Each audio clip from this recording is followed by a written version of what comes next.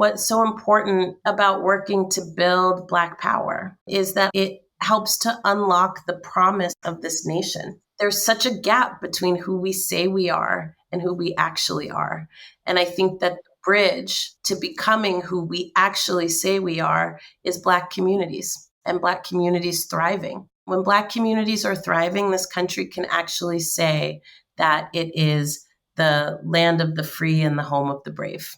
That will have meant that we have gone from enslaving Black people to making sure that Black people are living full and dignified lives. Hello and welcome to Season 2 of The Story of Woman. In today's world, it can feel like change is happening, but only in the wrong direction. While we agree there's still a lot of work to do, we're reframing that story. I'm your host, Anna Stecklein, and each episode of this season, I'll be exploring how women make change happen from those at the top helping to drive it. We'll look at where we are in this long march to equality, what lies ahead, and how important you are in the fight. This isn't a story of a world that's doomed to oppress women forever. This is a story of an opportunity to grow stronger than ever before, exactly as womankind has always done.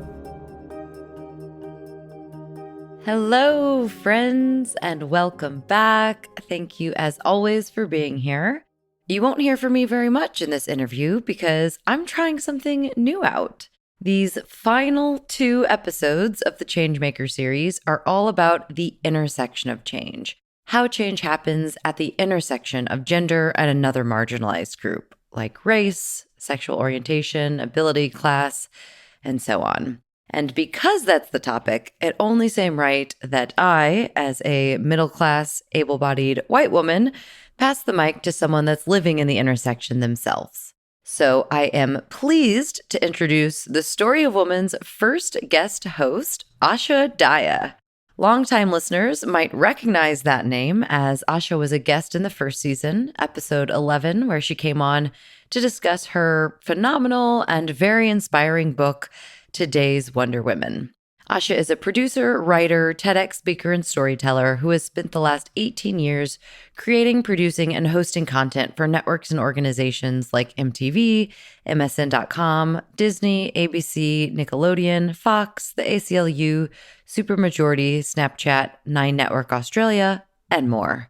Asha is the founder of a daily feminist blog called Girl Talk HQ, which spawned the book that I just mentioned, Today's Wonder Women, Everyday Superheroes Who Are Changing the World.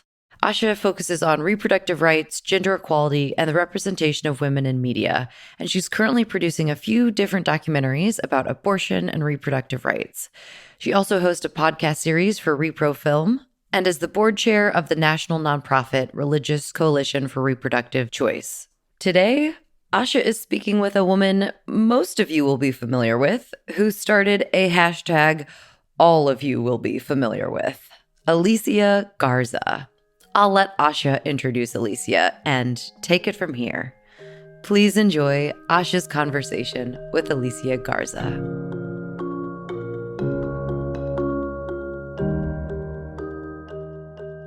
We're all familiar with Alicia Garza's work as an organizer, as she is one of the co-creators of the Black Lives Matter Global Network, which started with a viral hashtag in 2013. Alicia is credited with inspiring the slogan when, after the July 2013 acquittal of George Zimmerman, the man who murdered Trayvon Martin, a young Florida boy walking home by himself one night, she posted on Facebook, "I continue to be surprised at how little Black lives matter. Our lives matter." And then co-creator Patrisse Cullors shared this statement with the hashtag Black Lives Matter. The rest, as they say, is history. But I find that a little reductive when it comes to talking about the work Alicia has been doing for many years and that she continues to do.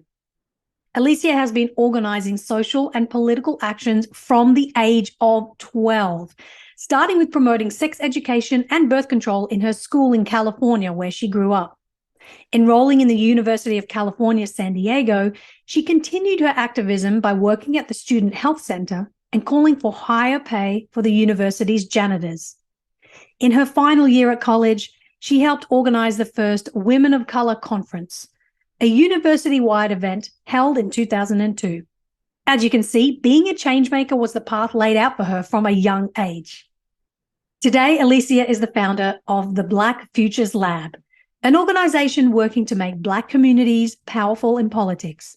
She's also a co-founder of Supermajority, a new home for women's activism. Alicia has become a powerful voice in the media, providing expert commentary on politics, race, and more to outlets such as MSNBC and the New York Times. She's the author of the critically acclaimed book, The Purpose of Power: How We Come Together When We Fall Apart. And she warns you, hashtags don't start movements, people do. And this is something I get to ask her about. If there is one thing you need to know about Alicia's work, it is that she believes Black communities deserve what all communities deserve, to be powerful in every aspect of their lives. This idea has informed the backbone of her entire life's work, and we dig into this in the interview, along with topics such as white feminism, outlining what structural and systemic racism is and how it shows up today, as well as talking about the things that bring her joy and hope for the future. I have to admit, I was very nervous and a little intimidated to be interviewing one of the most powerful movement leaders in modern history. She is a change maker in every sense of the word, but I ended up feeling inspired after our conversation, because that's what change makers do best. It is an honor to present my interview with Alicia Garza.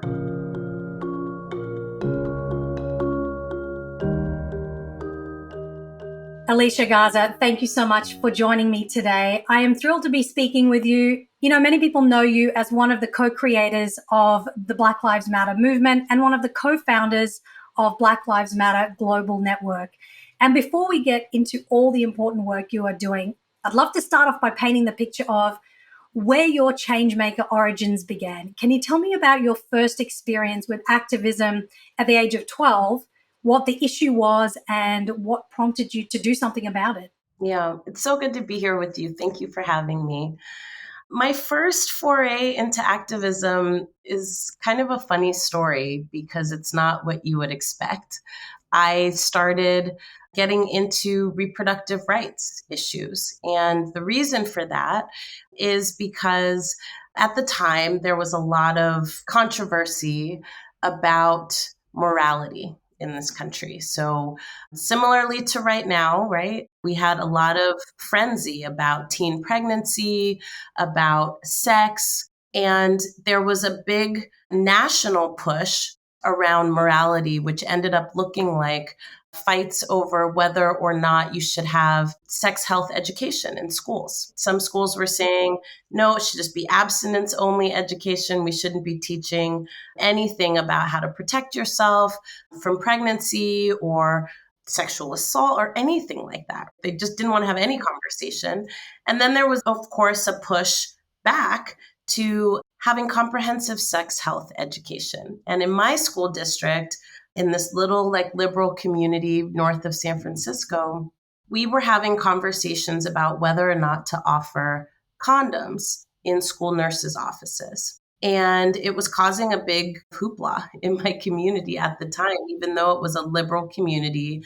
There were some of the same kind of tensions about, are we teaching kids that they should be having sex? Are we encouraging them to have sex by providing contraception in school nurses' offices? And I got really involved in this discussion and in this fight.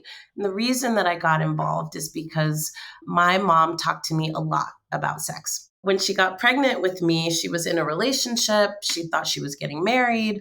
And then before I was born, the relationship fell apart. And she had to do a lot, right, to figure out how to be a single parent when she didn't expect to be. And given that, she really talked to me a lot about sex, wanting me to understand that this could also be my reality, right, if I wasn't making choices that were good for me. And my mom used to say, all of us have grown up with stories about where babies come from, right? And we use all these euphemisms. So we talk about a stork, we use all these things. And my mom was like, no.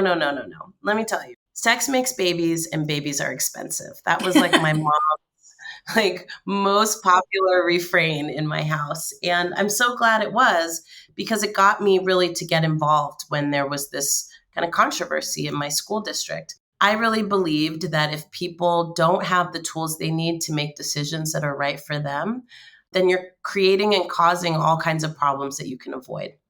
And if you're really so up in arms about teen pregnancy, why don't you provide people with the tools they need to avoid getting pregnant? If you really don't want young people getting pregnant, but you know young people are having sex, even though you might not want them to, why not give them the tools to be safe? So we won that fight. And that was my first foray into activism, my first foray into organizing. And it really gave me a taste of what it was like to fight for something and win. I love that. And it just goes to show, was that in the 90s when you were in high school? It was. It just goes to show like how much data has come out since then about comprehensive sex education and providing youth with information. But there is still so much, like you said today, there's still so much pushback on that. So I love that that was the origins of your activism, and it's clearly still needed today. So thank you for starting that fight. But how would you define activism? There's a lot of different ways that people approach it, but how would you define it? And would you say it is something that calls you rather than something you seek out? Or can it be both? Well, I think activism is something that you take part in when there's something that you care about. There's lots of different ways to be an activist, right? Some people speak out by writing books. Some people have podcasts, right? Some people join protests. There's lots of ways to get active around issues that you care about and trying to make a change. I don't really identify as an activist. I think for myself, the way that I pursue making change is through organizing. And organizing is a little bit different because it's bigger than the individual. So everybody can be an activist. I don't know if everybody can be an organizer. Organizing is a set of skills that involves building relationships amongst people who don't know each other and sometimes don't even know they have things in common, but getting those people to work together on a common problem, design solutions to that problem, and then fight for those solutions together. And that is a different kind of skill set, right? Like everybody can be a part of organizing, but I'm not sure if everybody can be an organizer. And maybe we don't need everybody to be an organizer. I think everybody should be an activist, right? If there's something happening in the world that disturbs you, that you really care about, that you think would make people's lives better, you should be involved. Get involved in it. That's like the whole cornerstone, I think, of democracy. And I think that for me, why getting involved right now is so important is because we live in a country that actually teaches us to sit on the sidelines. It's so weird. We have this whole origin story built around people fleeing oppression to go find another land where they can live freely. Now, we never tell the story about the genocide that happened so that people could do that, or the practice of enslavement so that people could do that. But inside of that story, there is something very beautiful about thinking through what would it look like to actually be a nation where everybody gets a say, where nobody is being oppressed because you don't get to make decisions over your own life. There's not some king making decisions for you, right? You get to be a part of the decision-making apparatus. And the truth of the matter is that's not really how it works. And some of it is because people don't know that they can make a difference through their participation. But a lot of it, I think, actually is because people are dissatisfied with the way that things are happening and actually really see government as like deeply corrupt. And I get all of that. And for me, the reason that I engage in the work that I do is because I don't think it has to be that way. And I actually think we can be in a world and in a society where everybody gets to make decisions for themselves about what their futures can and should look like and what their present can and should look like. And I also think we can live in a society where we take responsibility for each other.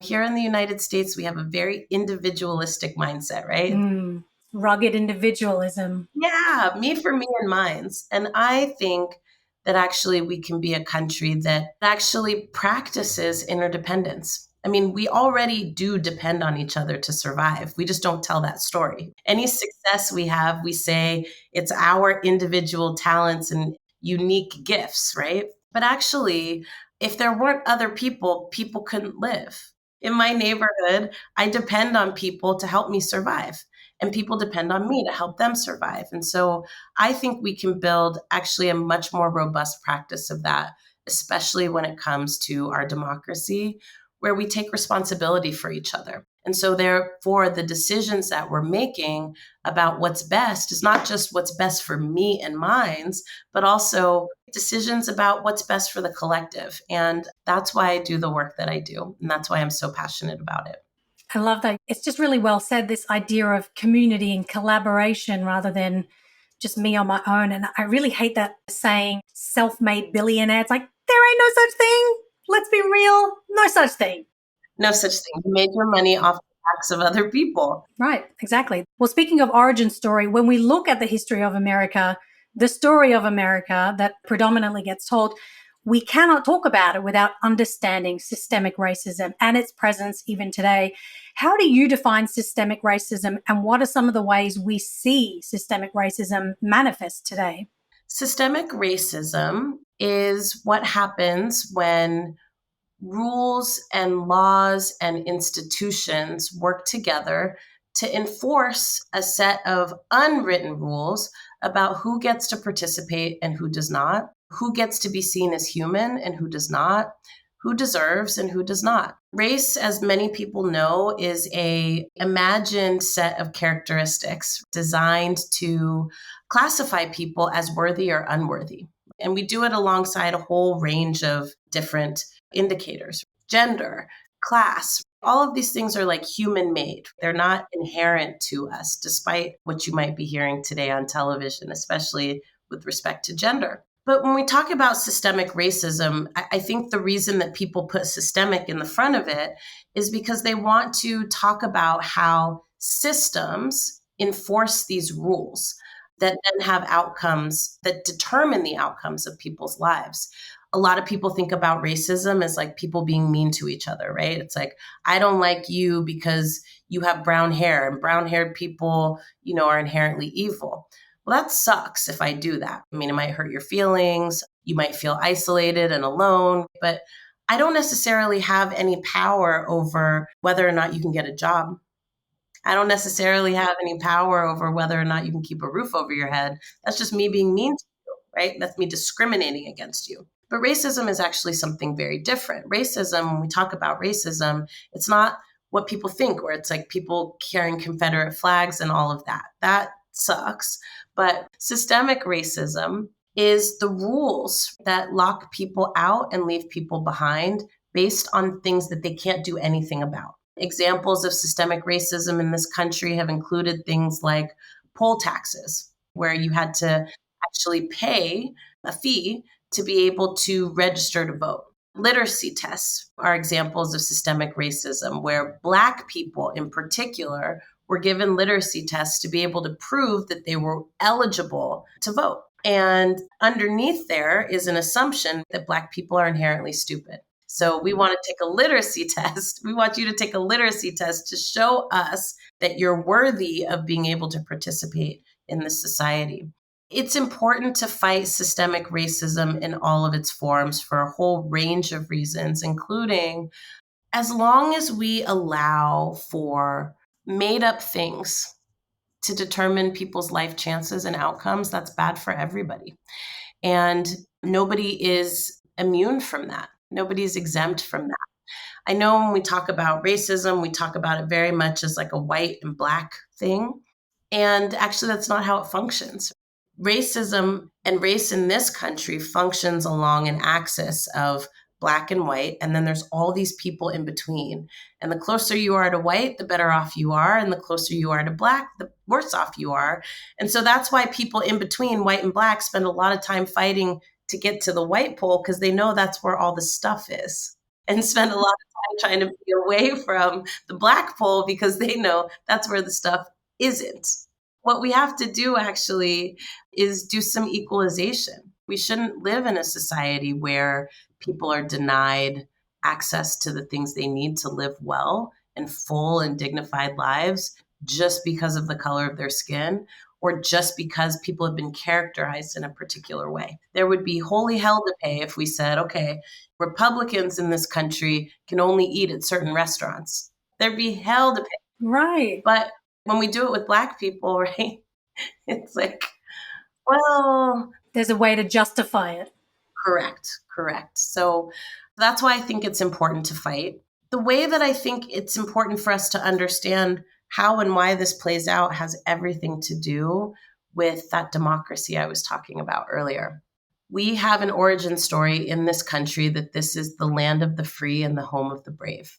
But the reality is only some people really are free to pursue their dreams and free to achieve them. And when you look at access to healthcare, access to housing, who is the majority of the homeless population in cities across the nation?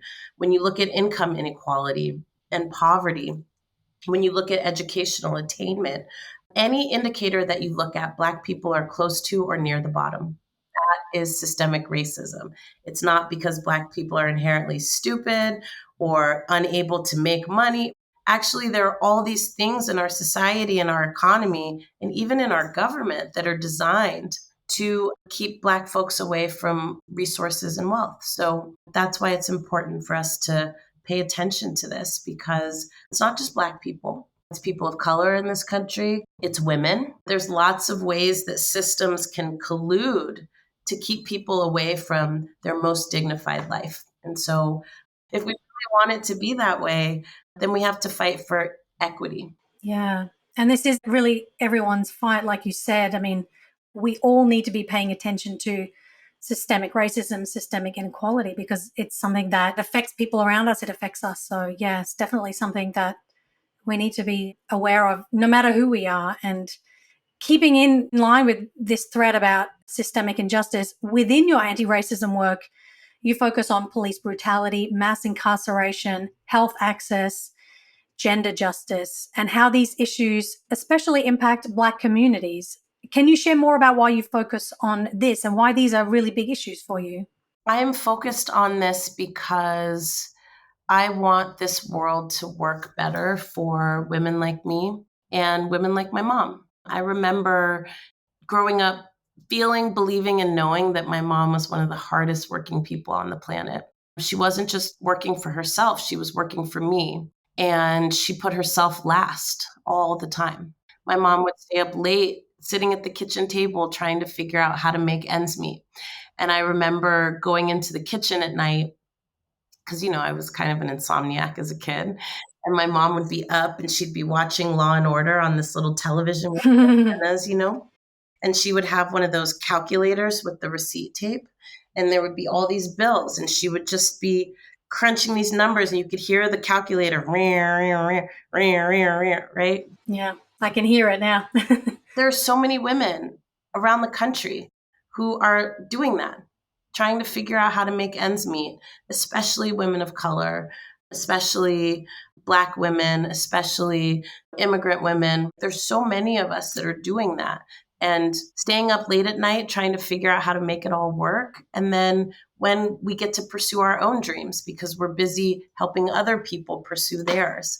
I want to live in a world where people like my mom get to pursue their own dreams during the daytime, not just at night when everybody else is sleeping. And I think we can achieve that world. So that's why I do this work. And as it relates to Black people specifically, I'm Black, and so there's that. But I think for me, what's so important about working to build Black power is that I think that it helps to unlock the promise of this nation. There's such a gap between who we say we are and who we actually are. And I think that the bridge to becoming who we actually say we are is Black communities and Black communities thriving. When Black communities are thriving, this country can actually say that it is the land of the free and the home of the brave.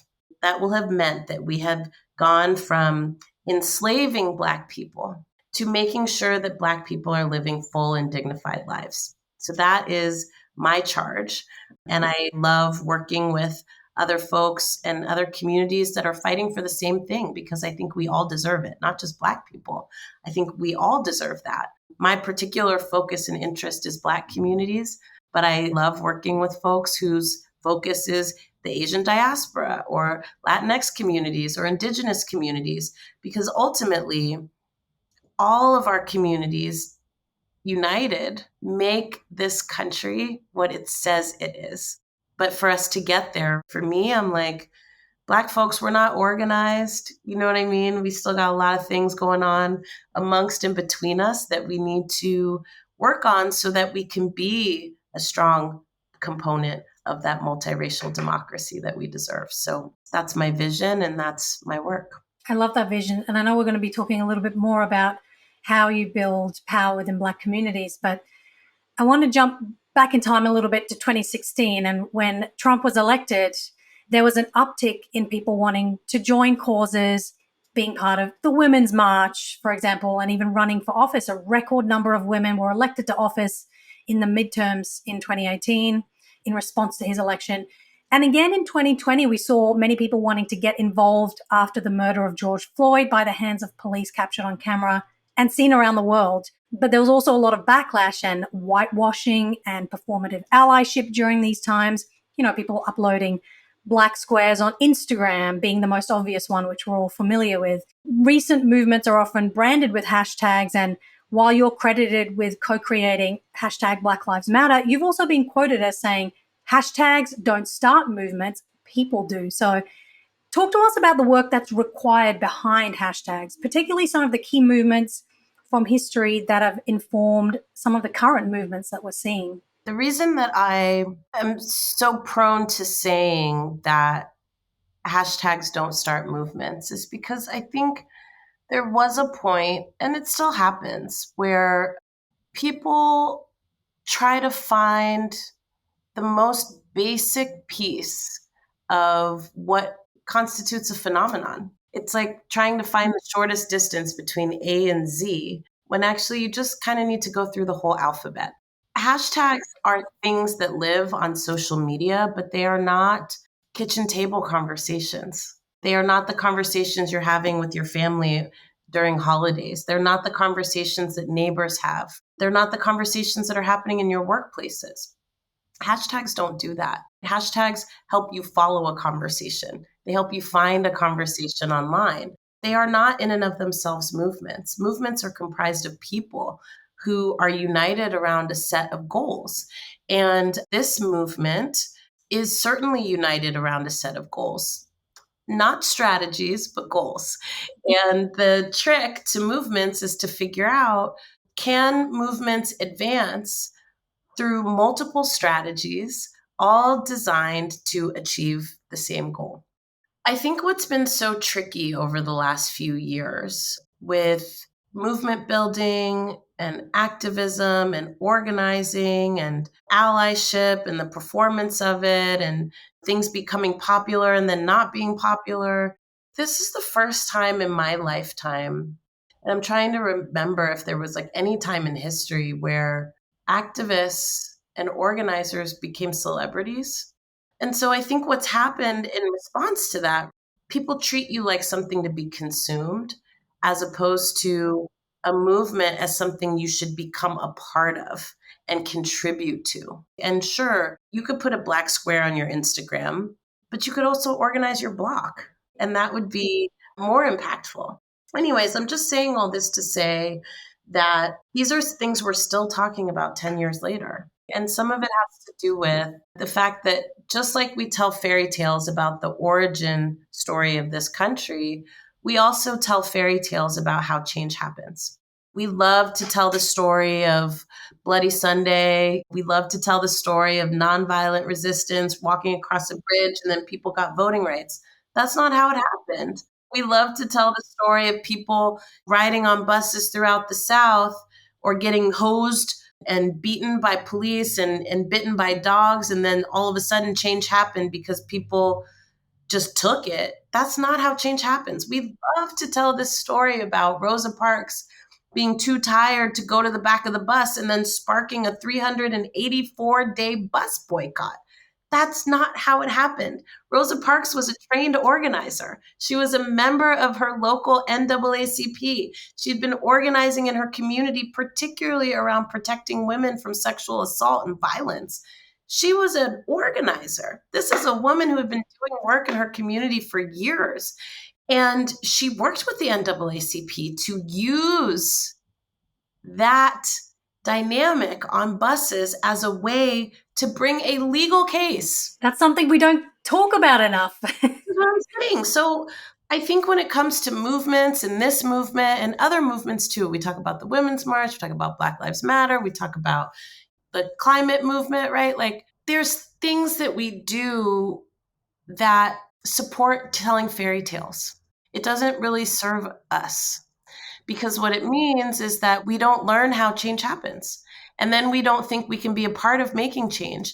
And then we think that change can happen passively with people changing their Instagram profile picture. And that is going to like end racism in corporate America. No, you have to be involved and you have to actually give your time and your resources and your energy.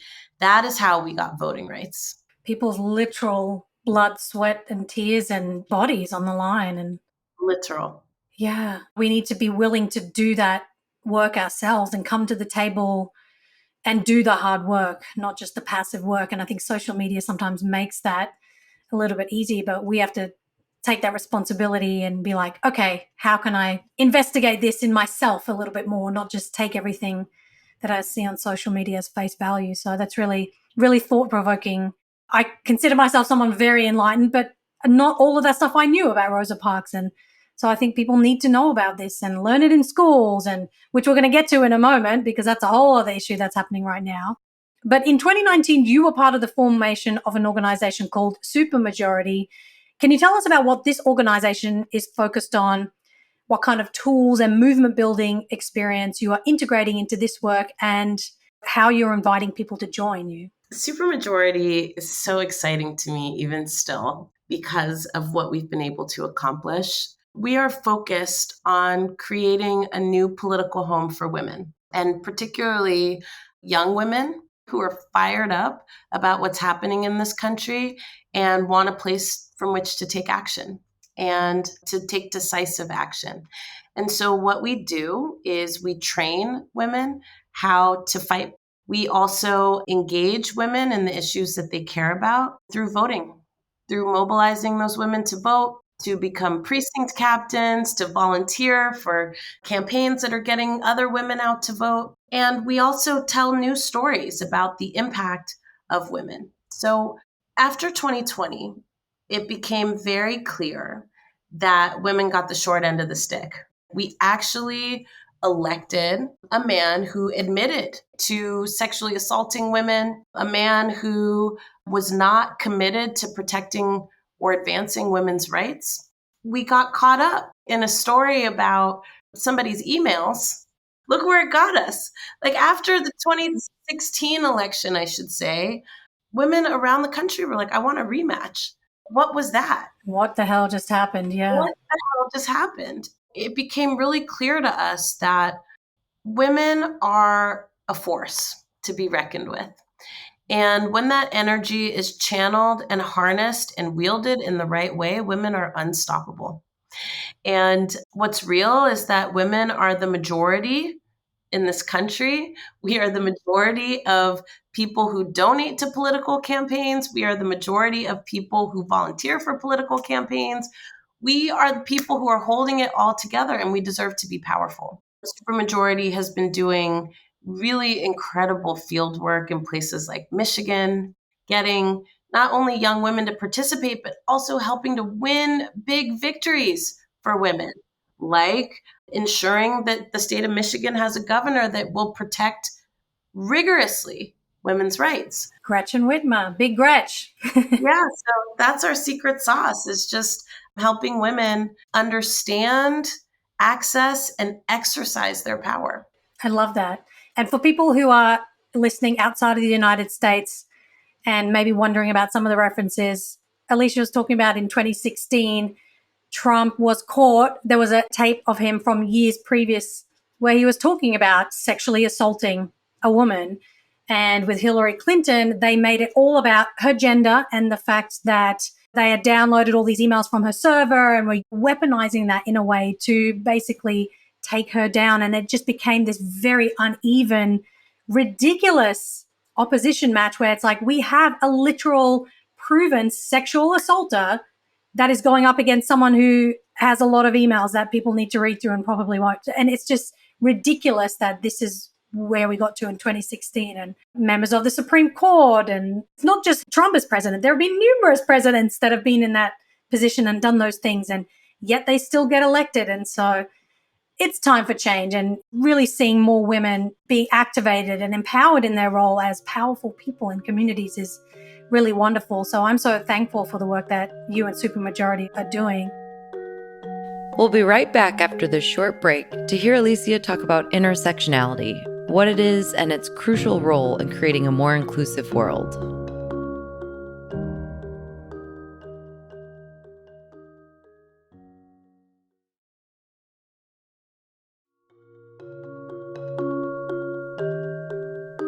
As we're talking about women's issues, we have to talk about the bad as well, both sides. One of the things that bothers me about women's issues is that the fact that they're even called women's issues when in reality they are human rights issues: paid leave, healthcare access, reproductive justice, gun violence, political power and representation. I mean, we're seeing right now in this country that a lot of these issues that have traditionally been passed off as women's issues, whether it's abortion access, gun violence, this impacts everyone. So in this light, I'd love to talk about intersectionality. This may be a term that some people have heard about and may not know what it is, or they just have no idea. So, Alicia, I'd love you to explain the meaning of the word as coined by Dr. Kimberly Crenshaw, and share how you work to bring that intersectional voice to the aforementioned topics and the topics that you work on. So intersectionality is basically just a fancy way of saying making sure that nobody gets left behind.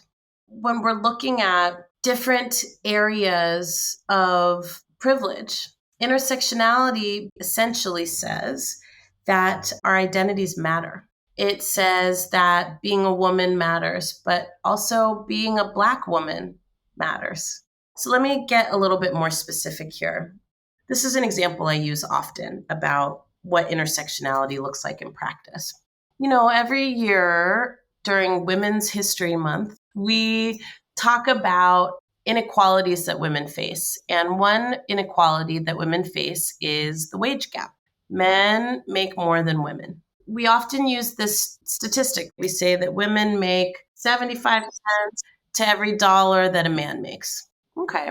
But actually, we're talking about white women. When it comes to Black women, it's more like Black women make like 60 cents to every 75 cents that a white woman makes to the dollar that a white man makes. And then when you look at Indigenous women, it's much lower. I think it's like 23 cents, something like that. If you look at Latinx women, it's much lower than even Black women. It's like 58 cents. Intersectionality says, get specific. Make sure that we're not leaving people behind. If we only set rules then, 75 cents to every dollar a white man makes, if we only make rules that close the gap between 75 cents and a dollar, then we've solved problems for white women. But what about Black women, Latinx women, Indigenous women? When you're thinking about rules and making rules, you have to take into account the various positions that people inhabit that could be pushing them farther and farther back. Okay, so that's intersectionality in a nutshell. People use it a whole bunch of ways. Intersectionality is not diversity. People love to use it that way. And everything is not intersectional. Intersectionality is a strategy. It's a filter that we use to better understand how it is that we create equity. Intersectional practice is to consistently use a lens that asks who else is getting left out. And intersectionality asks us to look at multiple things happening at once. People can all at once be a woman, Black, queer, poor, trans, right? All at once. And that person, that group of people who hold that are going to have a certain experience. So if you're trying to write a law or you're trying to create some kind of policy about women, you need to make sure that you're including all women. And right now, I think what is also helpful about intersectionality is that it calls out the fact that white people are used as the control to understand everything. And it literally just helps us understand that the world is not designed solely around white people, that there are actually lots of other people who exist. And because of whiteness, those people and their experiences and their needs are getting erased. Even some white people's experience gets erased by not having an intersectional approach.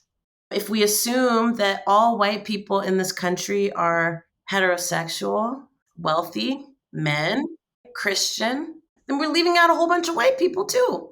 So intersectionality says, let's not use those folk as the control. There's a lot of other people out here that also need their needs met. Okay, so how do we make sure we don't leave anybody behind? Absolutely. It's like we need to see a new narrative about what it means to live in America and the rest of the world where whiteness isn't the default and that isn't the majority narrative, because we are a very multicultural and diverse country, but that's not what we see reflected in positions of power in our systems. And I want to talk about white women for a second, and specifically white feminism, which is something that is being talked about more. And I'm really thankful for this, but we have seen so much performative hashtag girl boss culture that has seemingly co-opted mainstream feminism and really watered it down. Equally, we are seeing particularly white women taking up space in ways that are inauthentic and harmful, and at times harbor internal misogyny and racism. Not all white women, but there are white women who do not like being called out. But we can't ignore this. Patriarchy and systemic racism has benefited in so many ways from white feminism. I'd love to talk about the ways, if you can share with us, Alicia, the ways you have seen white feminism be detrimental in some of the work you are doing and why you feel it maybe needs to be called out. You can find white feminism everywhere. So let's just say that. And actually, in this political context, it's actually really interesting because there's a backlash to white feminism. And it's not just coming from women of color, it's also coming from white women who are not feminists. So, what do you think about that? But here's what I want to say about this. White women have a lot of choices to make right now, especially white women who identify as feminists. There's a lot of choices to make right now about how far your feminism takes you and who's included in your feminism. And at this moment where women are being attacked and some women are deeply vulnerable in those attacks, poor women, women of color, trans women, it's really important for us to interrogate how far does our feminism take us. There was an author who I absolutely love her writing, and her feminism can't lead her to embrace trans women. And it's like super disappointing for me. I just think that like we have a small window to get our stuff together. And for me, I think white feminists need to talk to each other about how far your feminism is going to take you. At this stage in my life, and with all the work that there is to do out there, like I can't do all that. I have stopped talking to white women about their feminism not going far enough. And I'm just working with white women who are working on extending their feminism as far as possible. But that is a job for somebody. That is a job for someone. And somebody needs to do that work. And I think it's white ladies. White feminist ladies, talk to other white feminist ladies about how your feminism can go farther so that we can go farther together. That's what I want to say about that. I love that idea of interrogate how far your feminism goes. That's a really great way to call us to account. So let's take that on board. Let's talk about building power within Black communities. I'd love to talk about your work at Black Futures Lab, what it means to build political power. Can you tell me how the organization began and how it draws from your organizing work to empower Black communities? Our organization was founded in 2018, and the goal is to make our communities powerful in politics so we can be powerful in the rest of our lives. And my dream for this organization is that we are able to make it so that Black people's participation in democracy is non-negotiable. And the work that we do to build Black political power includes activating and motivating and educating Black voters, new and current and potential, to participate in the decisions that impact our lives every day. We collect recent and relevant data on Black people's experiences, needs, wants, desires, and solutions. We also tell new stories about Black people's potential rather than our deficits.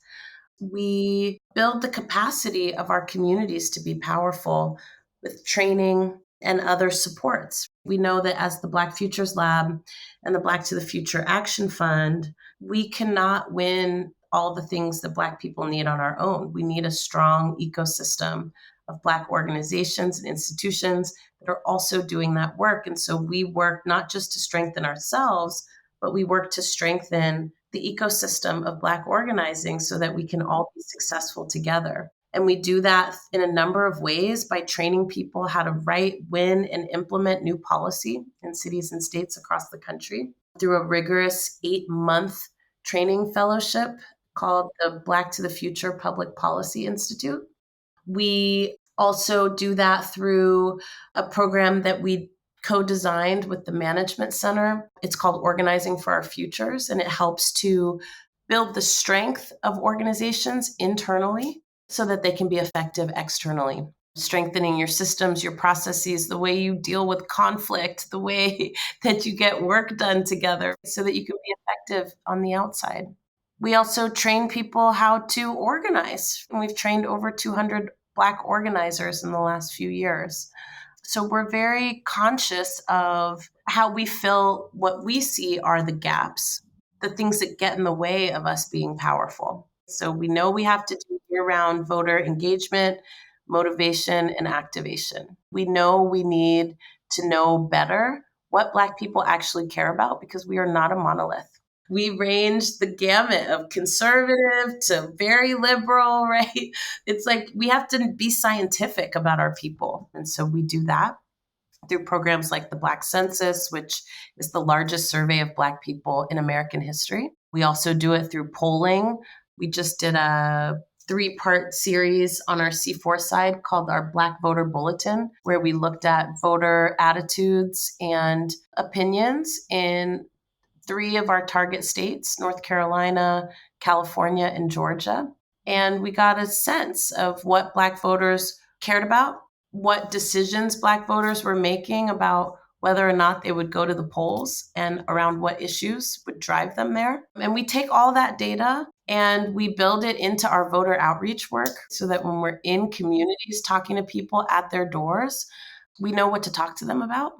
And then we really build all of our work off of the belief that Black people are already incredibly powerful and that we can be the superheroes in our own stories. There's nobody coming to save us, and we don't need nobody to come to save us. We can save ourselves. And we try to tell stories about our communities that really reflect the potential of who we are and who we can be. And so many of the stories that are told about us are about how something's wrong with us, right? So we don't do that. And we definitely don't do that with voting.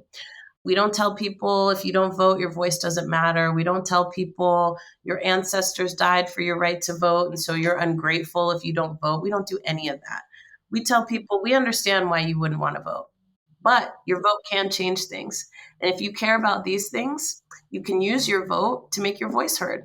Very different. Yeah, just that shift in language and empowering people who they are. Exactly. So through that kind of integrated approach, our hope is that we can use all of those tools to change the balance of power in cities and states so that we get to be a part of the decision making of what's happening in our lives every single day. And that means choosing the people who represent us and what they're representing us around. So that's what we do.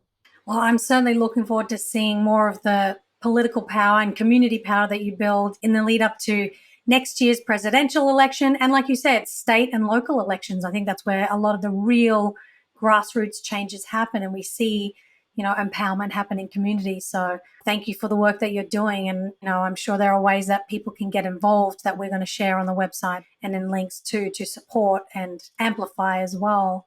Throughout history and around the world, we've seen change happen and movements built. Many of them started by women, and especially women of color. Interfaith women in Liberia mobilizing to bring down a dictator. Women across Latin America forming the Green Wave movement for abortion access. The Nirabaya movement in India in response to a horrific rape case. And Tarana Burke starting the Me Too movement in 2006. To me, the story of movement building is the story of women. Alicia, can you tell me about the movements and leaders, or a movement or a leader who has inspired you throughout your life? I can. I'm going to use two examples. One is my patron saint, Harriet Tubman, who is best known for running what has been called the Underground Railroad, which helped many Black people escape enslavement. But why Harriet Tubman is a patron saint for me is because of how she dealt with adversity and hardship. She really did not let anything get in her way of her dream of emancipating as many people as possible.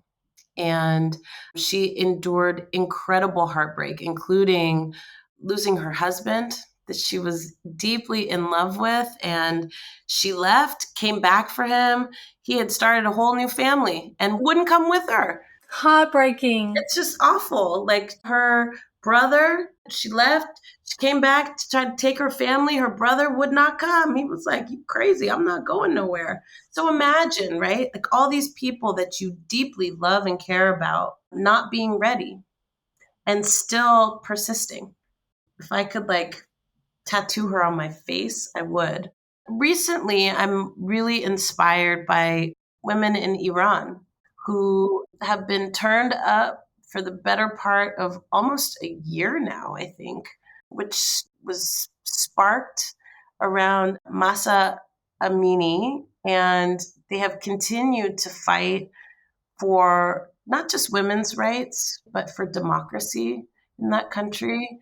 And what's inspiring to me about that movement is how it's very intergenerational, but it is definitely being led by young women.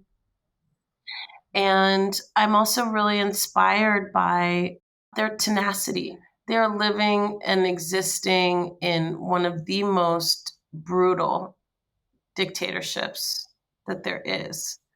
And they are persisting. And I know it was in our news a little bit, like here and there, you know what I mean? But they've been turned up for a long time, and we need to keep that at the forefront. So to our sisters in Iran, keep going. We got your back.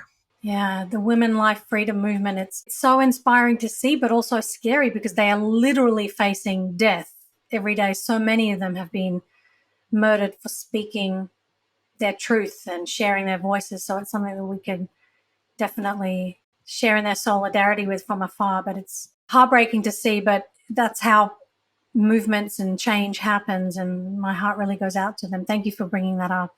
In this interview, we've talked a lot about what's at stake for Black communities in the United States and the need for resistance. But we also know that joy is an act of resistance. Writer and Black Joy Project founder Cleaver Cruz, who began using the phrase in 2015, described the Black Joy Project as, quote, a digital and real world effort to center Black joy as a form of resistance. Alicia, what brings you joy today? What brings me joy is my work. I know that sounds so cliche, but I love figuring out the nuances and the nooks and crannies of building Black political power. And I think about it all the time. So it brings me joy when we unlock something. What else is bringing me joy is that summer is coming. I'm looking forward to warm nights and lightning bugs and heat. I'm looking forward to all those things. That brings me joy. I love that. I feel you on the heat thing. I'm based in Los Angeles, and it is a very nice and sunny part of the world, and we love to complain the minute it's not, but it has been a cold and long winter. So right? Bring on the summer. Exactly.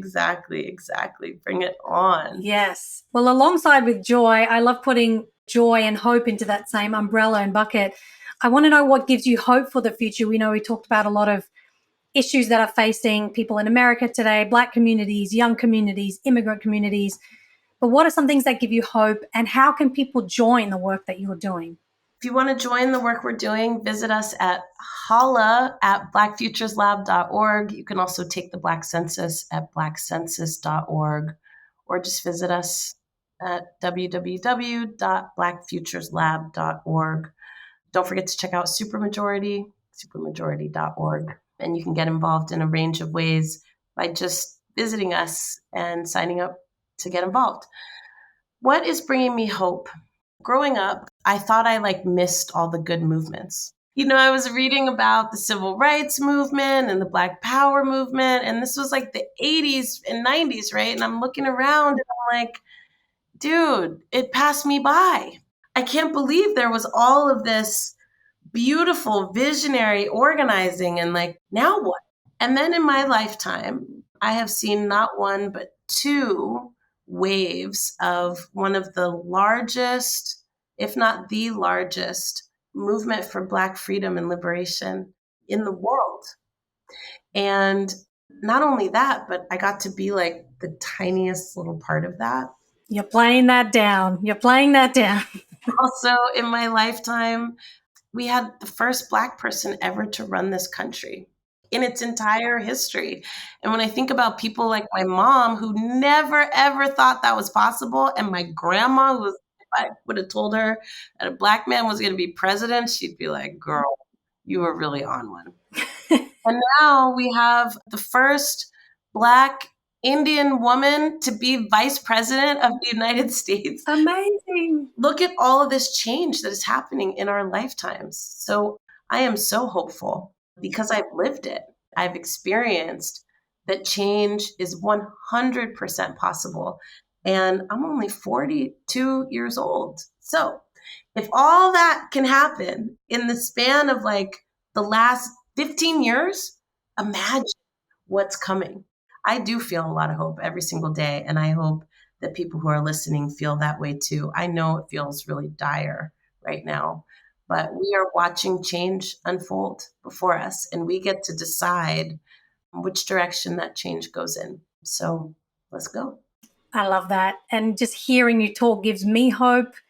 I think it's such an infectious quality to have, where we can see these big issues, and we're not saying it's easy to tackle, but we're just going to get in there and be in the arena. Just get in the arena, be on the lines, and get to work and join the people who are making it happen. Join the organizers. So Alicia, Garza, thank you so much for sharing your life's work and your story and your passion with me today. I really, really appreciate it. Thank you so much for having me. This has been an awesome experience. Thanks for listening.